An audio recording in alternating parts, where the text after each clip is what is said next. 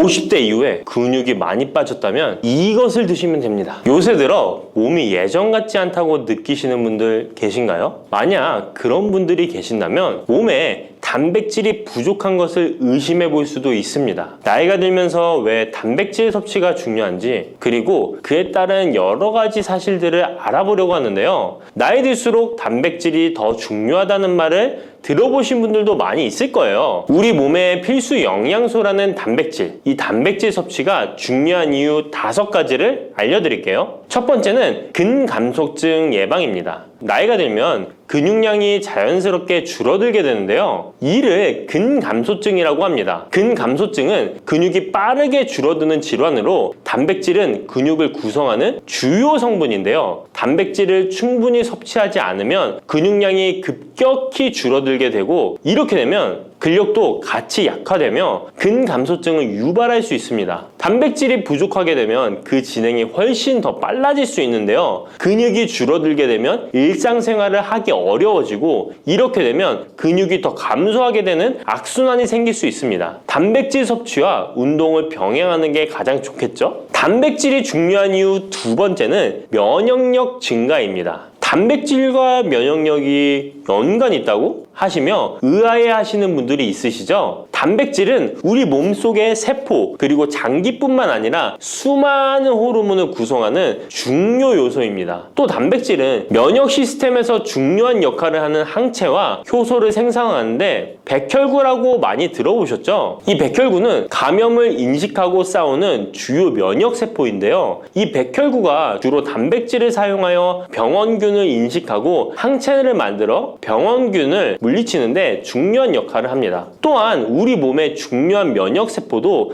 감염에 대응할 때 단백질을 사용하여 신호를 보내고 병원균을 파괴하는 작용을 합니다. 나이가 들면서 면역 시스템이 약해지기 쉬운데, 그럴수록 단백질을 충분히 섭취하면 면역력을 높일 수 있습니다. 단백질 섭취가 중요한 이유 3번째는 심혈관계 질환 예방입니다. 단백질은 심혈관 건강에도 영향을 주는데요. 특히 식물성 단백질이 도움을 줍니다. 예를 들자면 콩류와 견과류 등은 나쁜 콜레스테롤인 LDL의 수치를 낮추고 심혈관계 질환의 위험을 줄이는데 도움이 됩니다. 특히 노년층에서 단백질 섭취는 고혈압, 동맥경화증, 심장병 등을 예방하는 데 중요한 역할을 합니다. 4번째는 피부의 탄력 저하를 예방합니다. 피부의 주 성분 중 하나인 콜라겐은 단백질로 이루어져 있는데요. 나이가 들면 콜라겐이 자연스럽게 감소하게 되는데, 이로 인해 피부 탄력이 떨어지고 주름이 생깁니다. 이때 단백질을 충분히 섭취하면 피부 건강에도 좋은 영향을 주는데요. 단백질 공급은 피부 재생을 촉진시켜 피부 건강을 유지하는 데 도움을 줍니다. 5번째는 골다공증 예방입니다. 나이 드신 여성분들은 특히 더 주목해주세요. 질병관리청의 보도자료에 따르면 대한민국 50세 이상의 골다공증 유병률은 22.5%로 약 5명 중 1명은 골다공증이 있는데요. 골다공증은 조용한 뼈 도둑이라고 불릴 정도로 초기 증상이 뚜렷하게 보이지 않지만, 골다공증이 한 번 생기면 이로 인한 고관절, 척추, 손목 등의 골절이 생기기 쉽고, 이로 인해 합병증 위험 또한 증가하는데요. 이 골다공증을 예방하는 데 중요한 요소가 바로 단백질입니다. 단백질은 뼈를 구성하는 중요한 요소 중 하나인데요. 뼈의 건강을 유지하는 데 필요한 칼슘과 함께 단백질은 뼈의 구조를 안정화시키고 골밀도를 높여서 골다공증을 예방하는 데 중요한 역할을 합니다. 한마디로 노년층에서 우리가 흔히 알고 있는 칼슘과 비타민 D와 함께 단백질 섭취를 증가시키면 뼈가 약해지는 것을 방지할 수 있습니다. 이렇게 중요한 우리 몸속의 단백질이 혹시 부족하게 된다면 무슨 일이 일어날까요? 단백질이 부족하면 여러 가지 신체 기능에 문제가 생기는데요. 첫 번째는 인지기능 저하와 치매입니다. 단백질 부족이 치매를 유발한다니 놀라셨나요? 연구에 따르면 단백질이 뇌 건강을 유지하는 데 아주 중요한 역할을 합니다. 특히 기억력에 많은 영향을 주는데요. 단백질은 뇌에서 신경 전달 물질을 만들고 뇌세포의 구조를 유지하는 데 도움을 줍니다. 특히 학습과 기억력에 영향을 주는 시냅스에서 발생하는 신경 전달 물질의 방출과 수용체 활성화는 대부분 단백질에 의해 조절되는데, 예를 들어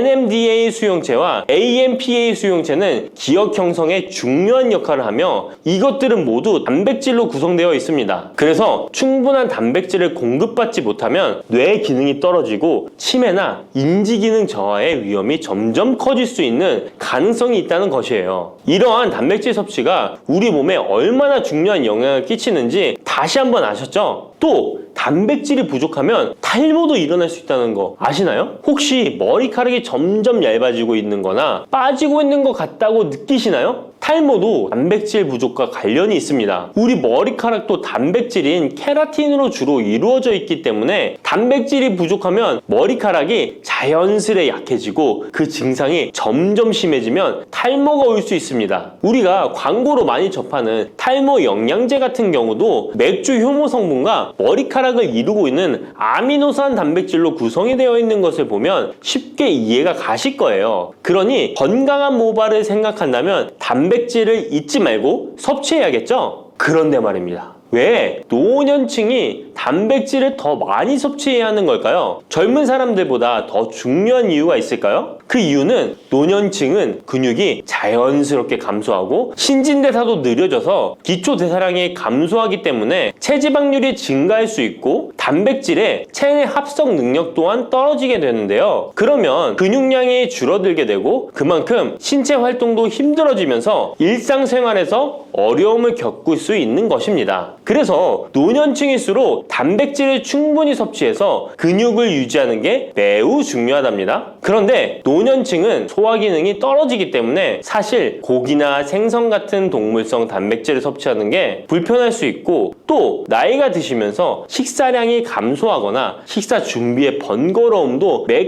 끼 단백질을 챙겨 먹는데 어려움을 주는 게 사실입니다. 그래서 혼자 지내시는 분들은 더욱더 단백질 섭취가 어렵기도 합니다. 또한 어떤 분들은 체중 증가를 걱정해서 단백질이 고칼로리라고 생각해서 드시기를 꺼려 하기도 하고요. 그렇다고 해서 섭취하기 어렵다고 단백질의 섭취를 멀리해서는 절대 안 됩니다. 우리 몸에 이렇게 필수적인 단백질을 충분히 섭취하기 좋은 음식에는 무엇이 있을까요? 단백질을 섭취하기 좋은 추천 음식 4가지 바로 소개해 드릴게요. 첫 번째 식품은 계란입니다. 사실 단백질 하면 가장 먼저 떠오르는 식품이 계란인데요. 계란 2알만 드셔도 하루에 필요한 단백질의 20%를 섭취할 수 있다는 거 아셨나요? 특히 계란의 단백질은 완전 단백질로 분류되는데요. 이는 우리 몸이 제대로 기능하는 데 필요한 필수 아미노산을 포함한다는 것을 뜻해요. 계란은 단백질뿐만 아니라 비타민 A, D, E도 함유하고 있어 건강에 매우 좋은데요. 계란은 자연적으로 비타민 D를 함유하고 있는 드문 식품 중 하나입니다. 또한 계란 노른자에는 칼슘, 구리, 요오드, 철분, 망간, 인, 셀레늄, 아연도 풍부하게 함유하고 있어서 계란을 먹으면 많은 영양소를 쉽게 섭취할 수 있는 거죠. 두 번째 식품은 생선입니다. 등푸른 생선 좋다는 이야기는 누구나 한 번쯤 들어보셨을 텐데요. 사실 등푸른 생선뿐만 아니라 다른 생선도 저지방, 고단백 식품으로 다른 고단백 식품인 육류에 비해 지방 함량이 낮고 필요 영양소는 그대로 제공해줍니다. 생선에는 단백질과 함께 오메가3, 지방산도 풍부하게 함유되어 있어 심혈관 건강에 좋죠. 특히 연어, 고등어, 참치 같은 생선은 단백질뿐만 아니라 항염증 효과도 있습니다. 그리고 대구 같은 백색 생선은 지방 함량이 매우 적고 단백질은 상대적으로 많아서 체중 걱정이신 분들이나 다이어트를 하는 사람들에게 더욱 좋은 생선입니다. 등푸른 생선도 지방 함량은 높지만 이 지방이 건강에 유익한 오메가3 지방산이기 때문에 건강에 도움이 되는데요. 생선의 단백질은 다른 육류나 콩류보다 소화가 편하고 생선의 살은 비교적 부드러운 섬유질을 가지고 있어서 소화가 빠르고 몸에서 쉽게 흡수됩니다. 세 번째는 유단백 식품인 우유나 요거트 같은 유제품입니다. 특히 노년층에서는 유제품을 섭취하면 칼슘도 함께 챙길 수 있어서 골다공증 예방에도 도움이 되는데요. 유제품에 포함된 단백질은 고품질 단백질입니다. 고품질 단백질은 신체가 효율적으로 사용하고 필요한 아미노산을 모두 공급하는 단백질을 말하는데요. 유제품에 포함된 주요 단백질은 카제인과 웨이로 2가지 모두 필수 아미노산을 풍부하게 포함하고 있습니다. 웨이 단백질은 소화가 쉽기 때문에 운동 직후 우유를 섭취하시면 근육에 아미노산을 빠르게 공급할 수 있고 카제인은 천천히 흡수되어 장시간 동안 일정한 수준의 아미노산을 제공해 근육 손실을 방지하는 데 도움을 줍니다. 하지만 우유를 먹으면 속이 불편하신 분들도 계시죠? 많은 사람들이 유제품을 섭취할 때 소화 불편을 겪을 수 있는데 특히 락토스 불내증, 즉 유당 불내증이 있는 경우입니다. 그러나 요즘에는 이런 분들을 위한 락토스를 제거한 락토프리 우유나 치즈, 요구르트 등은 락토스가 거의 없거나 적은 제품들이 많이 나와 있는데요. 락토스 불내증이 있는 사람도 이런 유제품은 문제없이 섭취할 수 있습니다. 소화가 어려우신 분들은 참고하셔야겠죠? 네 번째는 콩류입니다. 콩류 또한 식물성 단백질로 유명하죠. 콩류는 식물성 단백질을 제공하는 대표적인 식품인데요. 두부나 두유 같은 식품으로도 쉽게 섭취할 수 있고요. 콩류와 같은 식물성 단백질은 고기나 유제품과 같은 동물성 단백질에 비해 지방 함량이 낮고 콜레스테롤이 없는 특징을 가지고 있습니다. 특히 콩, 렌틸콩, 병아리콩, 검정콩 등 다양한 종류의 콩류는 필수 아미노산을 풍부하게 포함하고 있어 신체가 필요로 하는 단백질을 고루 제공하는데요. 특히 고기나 생선 같은 동물성 단백질이 소화가 어려우신 분들에게는 두부나 비지찌개 같은 소화가 잘 되면서도 단백질도 섭취할 수 있는 콩류가 좋은 단백질 식품입니다. 이렇게 몸에 필수적인 단백질, 음식만으로 충분히 섭취되면 좋겠지만 그게 어려운 경우도 있을 텐데요. 이때 단백질 보충제도 좋은 선택이 될 수 있습니다. 운동 후에 빠르게 단백질을 보충하고 싶을 때나 식사를 통해 충분한 단백질을 섭취하기 어려운 경우 보충제가 유용한데요. 마트에서 쉽게 찾을 수 있는 단백질 파우더나 고단백 프로틴바를 이용하면 간편하게 단백질을 보충할 수 있습니다. 하지만 이렇게 간편하게 섭취할 수 있는 제품들 몸에 좋다고 많이 섭취하면 좋을까요? 과량 섭취할 때도 큰 문제가 될 수 있습니다. 한 번에 과도한 단백질은 신장에 부담을 줄 수 있고 또 체내에서 불필요하게 지방으로 축적될 수 있습니다. 단백질의 하루 권장 섭취량은 성인 기준 몸무게 1kg당 약 1g인데요. 하루 권장 섭취량을 꼭 지키는 게 중요하죠. 한마디로 보충제는 식사로 부족한 부분을 보충하는 역할만 하도록 하고 식사로 골고루 단백질을 섭취하는 게 가장 이상적입니다. 마지막으로 단백질 섭취 시 간단한 팁을 알려드리겠습니다. 매 끼니마다 조금씩 단백질을 나눠서 섭취하는 게 단백질 흡수에는 효과적인 거 아셨나요? 단백질은 탄수화물과 지방과 다르게 잉여 단백질이 몸에 저장되지 않는데요. 그 때문에 한 번에 과량으로 섭취하면 소화가 어려워지거나 신장에 부담만 줄 수 있고 단백질은 필요 이상의 단백질은 배출되기 때문에 번거롭더라도 매일 조금씩 몇 끼마다 꾸준히 섭취하는 게 중요합니다. 고기 좋아하시는 분, 채소를 더 선호하시는 분, 이제는 다 같은 단백질이라고 생각하지 마시고 동물성 단백질과 식물성 단백질을 골고루 섭취해야 하는데 동물성 단백질은 식물성 단백질에는 부족한 아미노산이 풍부하고 식물성 단백질은 동물성 단백질에 비해 지방이 적고 섬유질도 같이 섭취할 수 있습니다. 우리가 평상시에 먹는 한식은 사실 단백질 섭취에 아주 좋은데요. 식탁에 단백질이 풍부한 계란, 생선, 두부, 콩들을 반찬으로 두어 개만 먹어도 쉽게 몇 끼마다 몸에 필요한 단백질을 섭취할 수 있습니다. 이제부터 잊지 마시고 단백질이 풍부한 반찬 꼭 드셔주세요.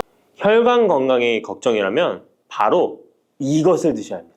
가지는 유독 우리나라 사람들에게 호불호가 강한 채소입니다. 좋아하는 분들도 있지만 특유의 물컹물컹한 식감 때문인지 싫어하는 분들도 참 많은데요. 건강에 좋다는 것은 들어봐서 알지만 어릴 때의 기억 때문에 선뜻 먹지 않게 되는 채소 중에 하나입니다. 하지만 가지는 반드시 먹어야 될 채소입니다. 가지는 미네랄과 식이섬유가 풍부하고 안토시아닌, 마그네슘 등의 여러 가지 영양소가 풍부해서 건강을 위해 반드시 섭취해야 될 채소인데요. 아무리 좋은 채소라도 먹는 방법에 따라 영양소를 잘 섭취할 수도 있고 건강에 오히려 독이 될 수도 있습니다.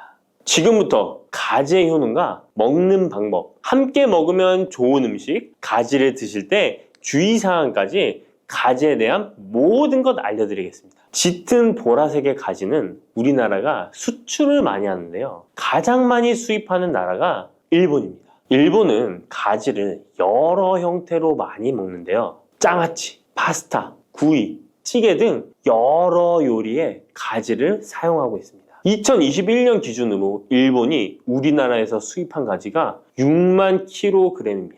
일본이 우리나라의 가지를 정말 좋아하는데요. 반면에 우리나라 1인당 연간 가지의 섭취량은 100g이 채 되지 않는다고 합니다. 정말 안타까운 일인데요. 우리도 가지의 효능을 제대로 알고 섭취하면 건강 식생활에 도움이 되었으면 좋겠습니다. 우리도 가지의 효능을 제대로 알고 섭취하여 건강한 식생활에 도움이 되었으면 좋겠습니다. 첫 번째, 가지의 효능은 심혈관 질환을 예방하는 데 도움을 준다는 것입니다. 나이가 들수록 심혈관 질환으로 병원을 많이 가게 되는데요. 가지에는 칼륨이 풍부하여 심박수를 안정적으로 유지하는 데 도움을 주고 나트륨의 배출을 도와줘 혈압을 낮추는 데에도 효과가 있습니다. 가지에 풍부하게 함유된 폴라보노이드 성분은 나쁜 콜레스테롤인 LDL 수치를 낮추고 좋은 콜레스테롤인 HDL 수치를 높여주는 효능이 있습니다. 이런 효능들은 심혈관 질환을 예방하는 데 아주 중요한 것으로 많이 알려져 있습니다.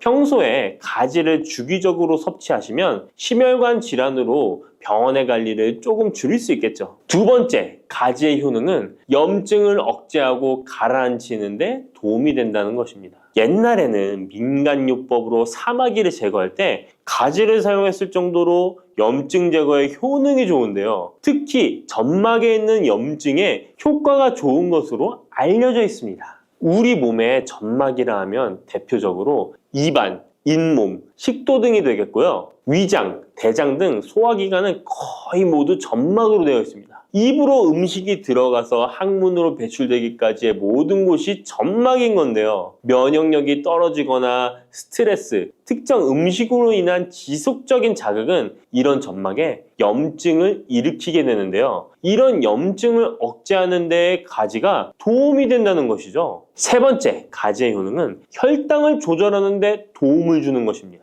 가지의 풍부한 식이섬유는 우리가 섭취한 탄수화물과 지방의 흡수와 소화를 늦춰주는 역할을 하게 됩니다. 이런 작용으로 혈당을 낮추는 데 많은 도움을 줄 수 있는데요. 식이섬유는 당을 흡착하여 몸에 흡수되는 속도를 느려지게 해서 혈당이 급격히 올라갔다 급격히 떨어지는 혈당 스파이크 현상을 예방할 수 있고 저혈당도 방지하며 이런 효능으로 혈당을 일정하게 유지하는 데 도움을 줄 수 있습니다. 또한 가지의 풍부한 폴리페놀 성분과 천연 식물 화합물은 설탕의 흡수를 감소시켜주고 인슐린 분비를 증가시켜주어 혈당을 낮추는 데 도움을 주게 됩니다. 네 번째, 가지의 효능은 노화를 예방하는 데 도움을 준다는 것입니다. 가지의 짙은 보라색은 나수닌이라고 하는 강력한 항산화 성분인데요. 우리 몸에 정말 중요한 역할을 해주는데 바로 세포와 혈관이 노화되는 것을 방지해주는 것입니다. 산화 스트레스로부터 혈관을 보호해주며 추가적으로 과도한 철분이 혈관에 쌓이는 것을 막아주는 효과가 있습니다.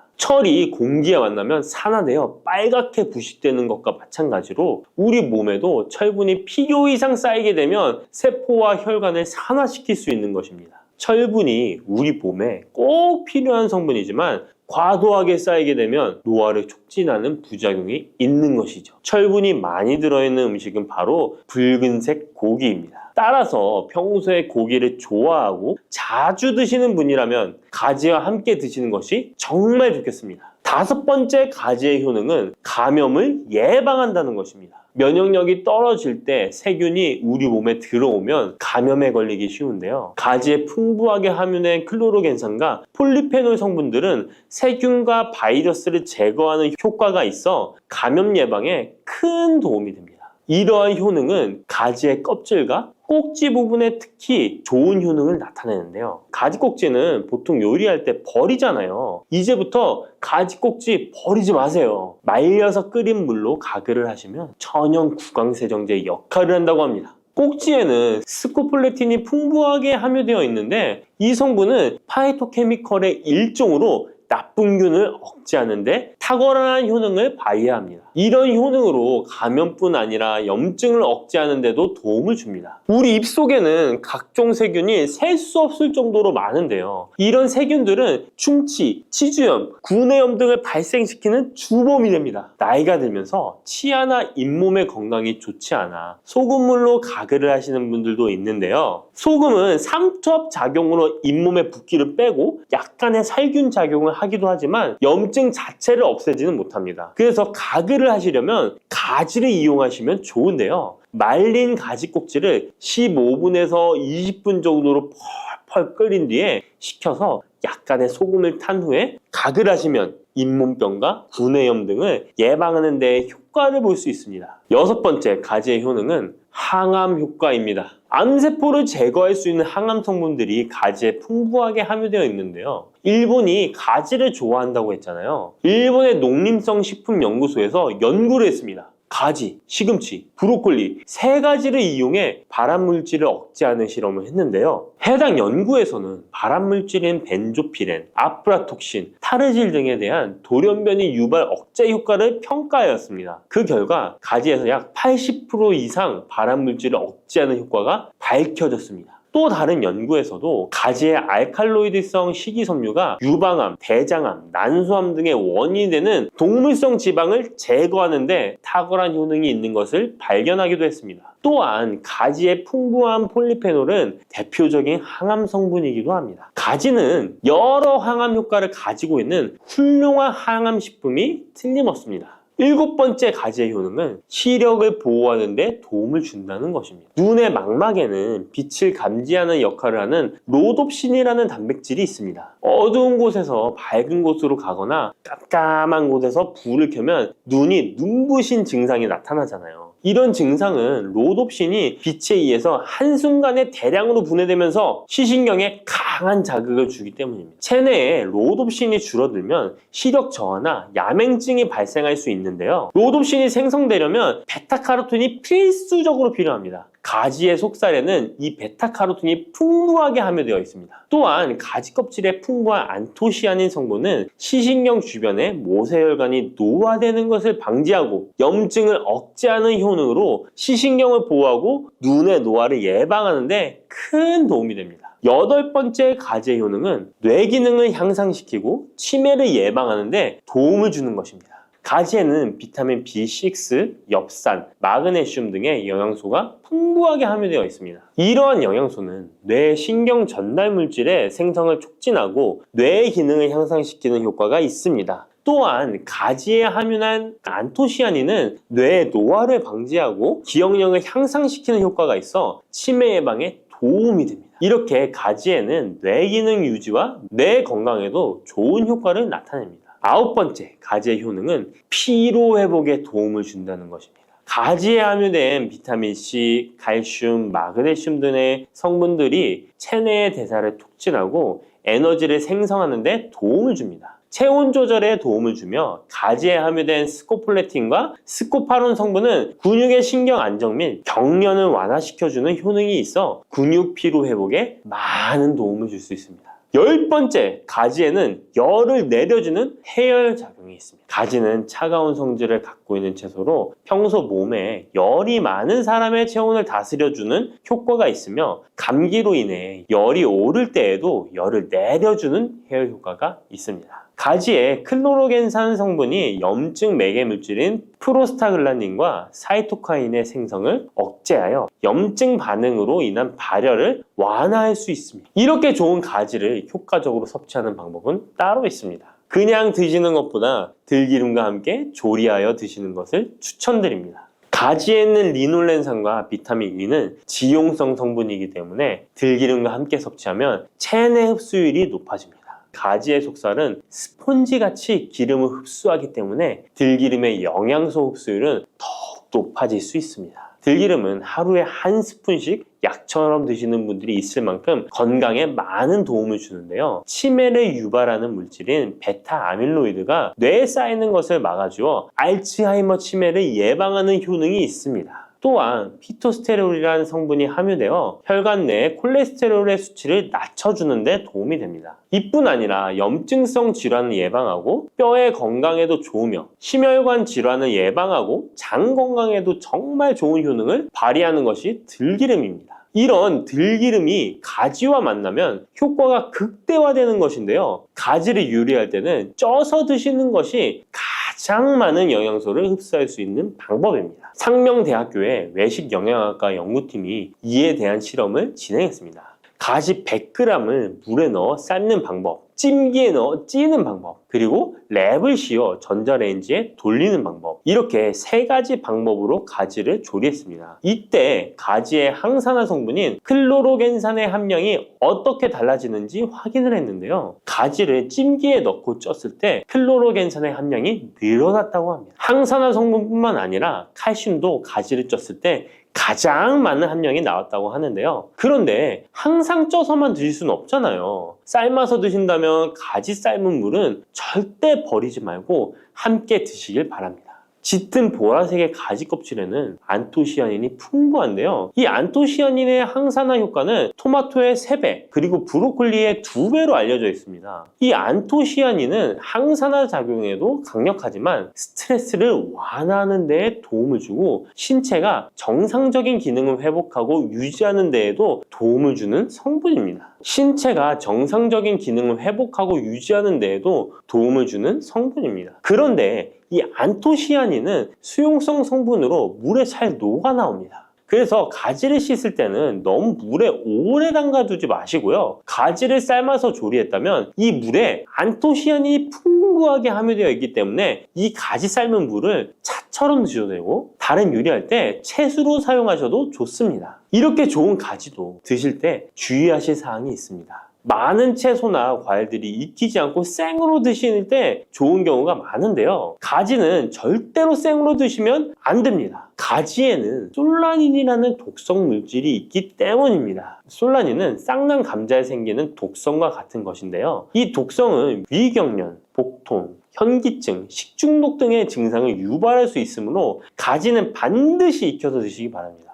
그리고 가지 알레르기가 있는 분들도 섭취에 주의하셔야 합니다. 가지를 먹기나 만지기만 해도 입 주변이나 피부가 가렵고 두통 또는 복통이 생긴다면 가지 알레르기가 있을 가능성이 높으니 가지 섭취 시에 주의하시기 바랍니다. 가지 알레르기가 아니더라도 아토피나 다른 알레르기 때문에 항히스타민제를 복용하고 있는 분들도 가지 섭취를 주의하시면 좋겠습니다. 마지막으로 가지는 찬 성질의 음식이기 때문에 체질 자체가 냉하여 몸에 냉증이 있는 분들은 가지를 다량 섭취하실 경우 위장에서 탈이 날 수 있으므로 섭취 시 주의하시기 바랍니다. 여러분, 달콤 쌉쌀한 계피 좋아하시나요? 저는 향긋한 수정과도 좋아하고 계피가루를 얹은 라떼도 매우 좋아하는데요. 계피는 단순히 향긋한 맛을 주는 향신료 이상의 효능을 가지고 있다는 것 알고 계신가요? 우리가 몰랐던 계피의 효능은 함께 먹으면 좋은 음식들, 그리고 주의할 점까지 자세히 알려드릴게요. 첫 번째 계피의 효능은 바로 암 예방 효과입니다. 계피는 항산화 성분이 풍부한 음식인 거 아시나요? 우리나라뿐만 아니라 전 세계적으로 계피는 많은 사랑을 받고 있는데요. 향이 좋을 뿐만 아니라 계피의 효능 또한 뛰어나기 때문입니다. 계피에는 항산화 물질이 함유되어 있는데요. 이런 항산화 물질은 우리 몸의 세포가 노화되거나 손상되는 것을 막아주는 역할을 합니다. 특히 계피에 들어있는 시나믹 알데하이드라는 성분이 강력한 항암 효과를 가지고 있어 암세포의 성장을 억제하는 효과가 있는 것이죠. 연구에 따르면 계피는 특히 대장암이나 간암 예방에 효과적일 수 있다고 하는데요. 계피에는 항산화 물질인 폴리페놀이 풍부하게 함유되어 자유라디칼이라고 불리는 유해한 분자로부터 세포를 보호하는 역할을 합니다. 자유라디칼은 암 예방과 관련된 DNA 손상을 일으킬 수 있으므로 항산화 작용을 통해 암 예방에 도움을 줄 수 있습니다. 꾸준히 섭취하면 암 예방에 큰 도움이 될 수 있겠죠? 계피의 놀라운 효능 두 번째는 탁월한 콜레스테롤 관리입니다. 계피는 콜레스테롤 수치 조절에도 아주 유익한 식품인데요. 계피에 포함된 식이섬유와 폴리페놀 성분이 이와 같은 효능을 나타내는데, 이 성분들이 혈관을 깨끗하게 유지하는데 중요한 역할을 한다고 합니다. 여러 연구에 따르면 계피에 포함된 성분들이 혈중 나쁜 콜레스테롤 LDL을 감소시키고 좋은 콜레스테롤 HDL을 증가시키는데 도움을 주고 있다고 합니다. 이는 계피에 함유된 특정 화합물이 콜레스테롤의 흡수를 억제하고 간에서 콜레스테롤의 생성을 감소시키는 작용을 할 수 있다는 것을 의미합니다. 계피는 체내에서 지방의 축적을 막고 혈관의 건강을 유지하는 데도 중요한 역할을 한다고 알려져 있죠. 고지혈증이나 고콜레스테롤 혈증은 심혈관 질환을 일으킬 수 있는 중요한 위험 요소로 알려져 있는데요. 계피는 이런 위험 요소를 관리하는 데 도움을 줄 수 있답니다. 따라서 계피를 적당히 섭취하면 콜레스테롤을 관리하는 데 유익하다고 할 수 있습니다. 심혈관 질환이 걱정되시는 분들에게는 정말 좋은 식품이죠. 세 번째, 계피의 아주 놀라운 효능은 바로 당뇨병 예방입니다. 당뇨병은 많은 분들이 고통받고 있는 질병이죠. 주위에 당뇨병 때문에 혈당 관리하시는 분들 자주 볼 수 있는데요. 그런데 계피가 당뇨병 관리에 큰 도움이 된다고 하니 놀랍지 않나요? 계피에 함유된 크로모라는 성분이 인슐린 민감성을 높여주어 혈당 수치를 안정시키는데 도움을 줄 수 있다고 하는데요. 연구에 따르면 계피를 꾸준히 섭취한 사람들은 식후 혈당이 급격하게 상승하는 것을 막을 수 있다고 합니다. 또한 계피에 포함된 시네믹 알데하이드 성분이 인슐린 민감도를 높여주고 혈당 수치를 안정시키는데 도움을 준다고 알려져 있죠. 이 성분이 인슐린이 더 잘 작용하도록 돕기 때문에 혈당을 효과적으로 조절하는데 도움을 주는 역할을 할 수 있습니다. 우리나라보다 더 계피를 좋아하는 인도에서 계피 섭취와 대사증후군에 관련한 실험이 진행되었는데요. 인도 델리 학교에서 진행한 실험 연구에 따르면 대사증후군이 있는 116명을 두 그룹으로 나눈 뒤 16주간 한 그룹은 계피 추출물을 섭취하고 다른 한 그룹은 계피가루가 들어있다고 속인 가짜 약을 섭취하게 했는데요. 16주 뒤 확인했더니 계피 추출물을 먹은 그룹은 가짜 약을 먹은 그룹에 비해 대사증후군에 악영향을 주는 체중, 혈당,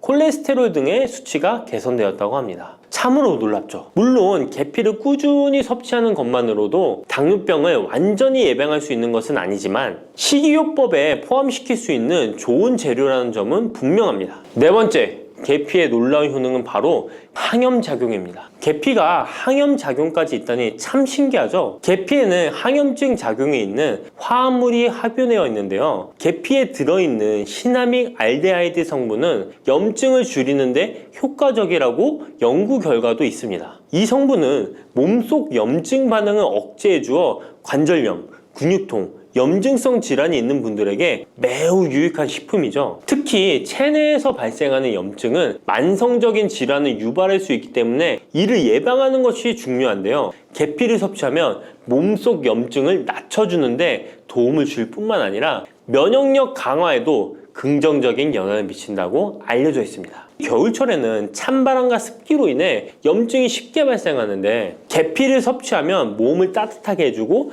염증을 예방하는 데 도움이 됩니다. 계피 섭취가 일상적인 건강 유지, 특히 쌀쌀한 겨울에 아주 좋은 영향을 미친다고 할 수 있죠. 그렇다면 이것들과 계피와 함께 먹으면 계피의 효능이 2배가 된다는데요.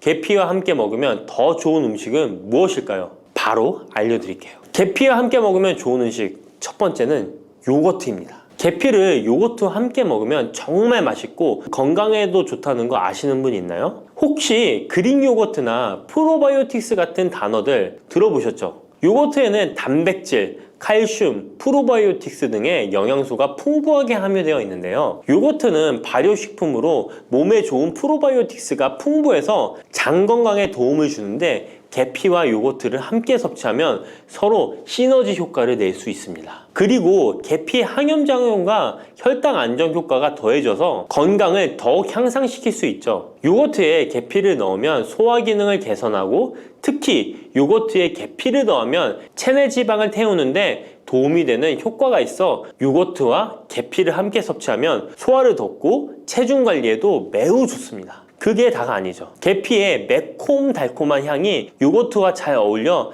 맛있게 즐길 수 있습니다. 요거트를 자주 드시는 분들은 꼭 한번 계피를 뿌려서 드셔보세요. 샐러드 드실 때 드레싱으로 요거트를 사용한 뒤 그 위에 계피가루 톡톡 뿌려서 드시는 것도 아주 좋은 계피와 요거트 활용법입니다. 계피와 찰떡궁합인 식품 두 번째는 사과입니다. 계피와 사과는 정말 잘 어울리는 조합인 거 아시나요? 사과에는 비타민C와 식이섬유, 항산화 성분이 풍부해서 면역력 강화와 소화에 도움을 주는 과일인데요. 계피는 당뇨병 예방과 관리에 도움을 주며 혈당 조절에 효과적인데요. 계피와 사과를 함께 먹으면 두 가지 재료의 장점이 더해져 더욱 효과적인 건강 관리가 가능하다는 것이에요. 그리고 이 두 가지가 만나면 체중 관리에도 큰 도움이 된다니 같이 안 먹을 이유가 없겠죠. 맛 또한 더욱 좋아지는데요. 계피는 사과의 달콤한 맛을 더욱 풍부하게 만들어주는데 서양에서는 디저트로 사과파이에 계피가루를 얹어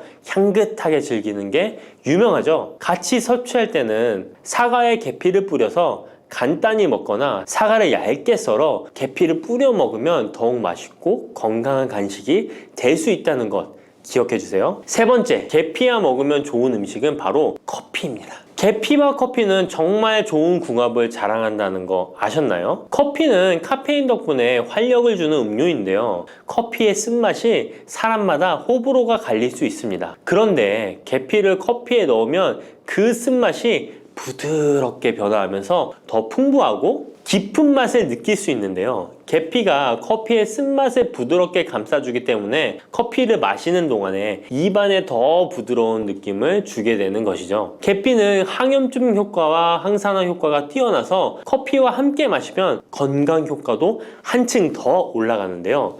커피 자체에도 많은 항산화 물질이 포함되어 있는데 계피 역시 강력한 항산화 성분을 가지고 있기 때문에 둘을 합쳐 마시면 체내 염증을 줄여주고 세포를 보호하는 효과를 볼 수 있는 것이에요. 계피와 커피를 함께 마실 때 또 다른 장점이 있는데요. 그건 바로 혈당 조절에 있습니다. 커피는 그 자체로 혈당을 빠르게 올리는 경향이 있는데요. 계피가 이 과정을 완화시켜주면서 커피를 드실 때 혈당이 급격하게 상승하는 것을 방지할 수 있습니다. 그래서 당뇨가 있으신 분들께도 이 두 음료의 조합은 매우 추천드립니다. 그렇다면 계피와 커피는 어떻게 함께 먹는 게 좋을까요? 계피와 커피를 함께 즐기기 위한 가장 간단한 방법은 계피가루를 커피에 넣는 것인데요. 커피가 다 내려준 후 4분의 1티스푼의 계피가루를 넣고 잘 저어주면 계피의 향이 커피와 자연스럽게 어우러져 향긋한 커피 한 잔을 만들 수 있습니다. 계피를 너무 많이 넣으면 커피의 맛이 너무 강해질 수 있으니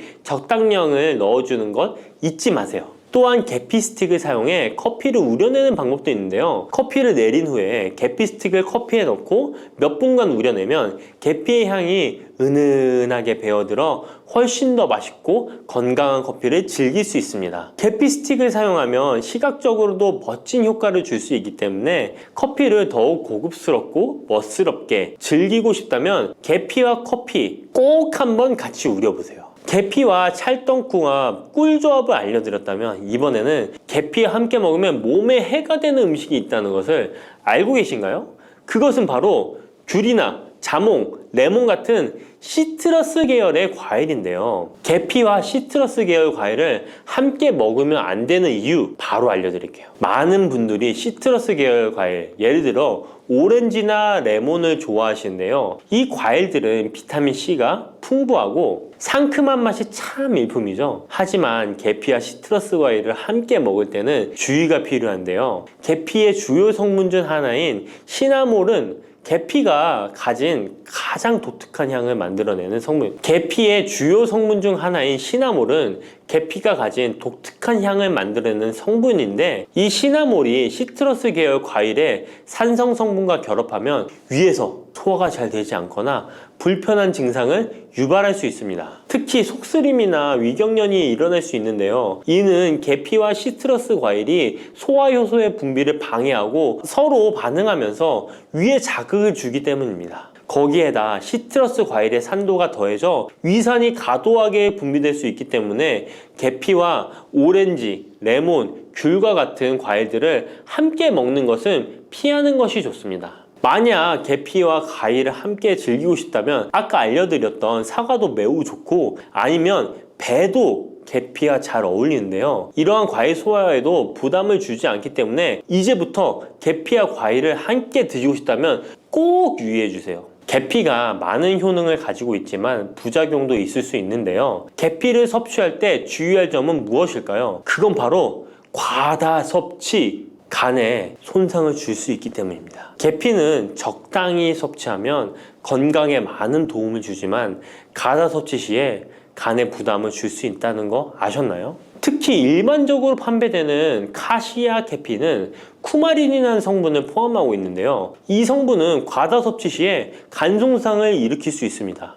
쿠마린은 간 독성을 일으킬 수 있는 물질로 알려져 있기 때문에 계피를 과다하게 섭취하는 것은 최대한 피하는 것이 좋겠죠? 여기서 우리가 주로 섭취하는 계피가 카시아 계피인지 세이론 계피인지 헷갈리시는 분도 있으실 거예요. 둘의 차이점을 알려드릴게요. 일반 계피는 주로 카시아 계피인데요. 카시아 계피는 중국, 인도, 베트남 등의 아시아 지역에서 많이 재배됩니다. 이 계피는 맛이 더 강하고 매운맛이 나면서 향도 좀 더 진하죠. 가격도 비교적 저렴해서 국내 유통되는 계피는 대부분 이 카시아 계피입니다. 세이론 계피는 주로 스리랑카, 인도의 일부 지역에서 자주 자생하는데요. 이 세이론 계피는 쿠마린의 함량이 매우 적답니다. 그래서 세이론 계피는 일반 계피보다 상대적으로 많이 섭취해도 건강에 부담이 적다는 것이죠. 세이론 계피는 향도 더 섬세하고 가벼운 느낌을 준다는 건데요. 세이론 계피는 더 희귀하고 가격이 비싸고 고급 계피로 취급되며 주로 건강식품이나 고급 요리에 사용됩니다. 앞서 말했듯이 우리가 쉽게 구할 수 있는 계피는 카시아 계피인데요. 그래서 섭취할 때는 보통 하루에 1에서 2g 정도 섭취하는 것이 안전한 양으로 권장되고 있고, 과다 섭취로 계피의 부작용을 경험하고 싶지 않으시다면 계피를 섭취할 때는 적당량을 지키는 것이 중요합니다. 꼭 기억해 주세요. 팥을 이렇게 드시면 당뇨 사라지고 뱃살 쏙 빠져요. 여러분, 겨울에 동지가 되면 우리가 무엇을 먹나요? 바로 팥죽이죠. 또 겨울 간식으로 이 팥이 들어간 붕어빵, 호빵 같은 간식도 자주 먹는데요. 이 팥과 함께 먹으면 보약과 같은 효과를 만들 수 있는 식품들도 있고, 또 잘못 먹으면 오히려 건강에 마이너스가 되는 음식도 있습니다. 그래서 오늘은 이 팥의 효능 8가지와 드실 때 주의할 점, 그리고 함께 드시면 좋은 음식 4가지에 대해 알려드리겠습니다. 팥하면 생각나는 음식이 있으신가요? 저는 사람들이 평소에 팥을 많이 안 먹는다고 생각했는데 의외로 팥이 들어간 음식이 많이 있더라고요. 대표적인 음식은 시루떡이 있고요. 겨울에 간식으로 많이 먹는 붕어빵, 또 제과점에서 사 먹는 빵들에도 팥이 많이 들어있습니다. 여름엔 팥빙수도 많이 먹고요. 겨울엔 팥죽도 종종 먹게 됩니다. 자, 이런 팥 요리를 집에서 해먹는 경우도 많은데, 팥을 집에서 직접 삶을 때 혹시 소다를 넣고 삶는 분들 많으시지 않나요? 팥을 삶을 때 소다를 넣게 되면 팥의 색상이 더욱 선명해지고 팥을 더욱 부드럽게 해주어 팥을 삶는데 걸리는 시간을 단축시켜주기 때문인데요. 하지만 앞으로는 절대 소다를 사용하시지 마시기 바랍니다. 그 이유는 소다를 넣고 팥을 삶게 되면 팥의 영양소가 파괴돼서 팥에 좋은 성분을 먹을 수 없게 되기 때문인데요. 자, 그래서 어떻게 팥 요리를 하는 게 좋은지 알려드릴게요. 팥을 삶을 때 먼저 흐르는 물에 깨끗이 세척해서 이물질을 제거 주시고요. 물에 담가 약 4시간 정도 불려주십니다. 그렇게 불린 팥을 물에 넣어 삶아주면 붉은색의 팥 삶은 물이 생기잖아요. 바로 이 팥을 삶은 물이 건강에 정말 좋다는 사실 알고 계셨나요? 그 이유는 팥에 들어있는 사포닌이라는 성분 때문입니다. 간혹 팥 삶은 첫물에는 팥에 독소가 있어서 버려야 한다는 분들이 계신데요. 이는 잘못된 정보입니다. 왜냐하면 팥 삶은 천물에 사포닌 성분이 가장 많이 들어있기 때문에 이걸 버리지 마시고 따로 담가 두었다가 하루에 한두 잔씩 차로 드시면 좋습니다. 자, 그럼 이제 팥의 구체적인 효능에 대해 말씀드릴 건데, 첫 번째는 혈관 건강에 많은 도움이 된다는 것입니다. 앞에 말씀드린 팥물은 혈관 청소부라는 별명이 있을 정도로 혈관을 깨끗하게 해주는 효능이 있습니다. 그 이유는 팥에 함유된 강력한 항산화 성분인 안토시아닌이 혈관 내 활성산소를 제거해줘서 혈관 세포 손상을 예방해주기 때문입니다. 또한 안토시아닌은 혈관 내의 염증을 줄여줘서 염증성 질환에도 좋은 효과가 있고요. 나쁜 콜레스테롤 수치를 줄여주는 효과가 있어서 고지혈증을 예방하며 심장 질환의 위험도 줄이는데 큰 도움을 줄 수 있습니다. 이뿐 아니라 조선시대 기록에 보면 이 팥물로 세안을 했다는 기록이 있는데요. 팥물로 세안을 하면 피부의 노폐물을 제거하는 데 좋고 피부를 맑고 건강하게 해준다고 합니다. 비누가 없던 시절에 피부 건강을 위해 사용했던 선조들의 지혜가 정말 놀랍지 않나요? 당뇨병의 개선에 도움을 준다는 것입니다.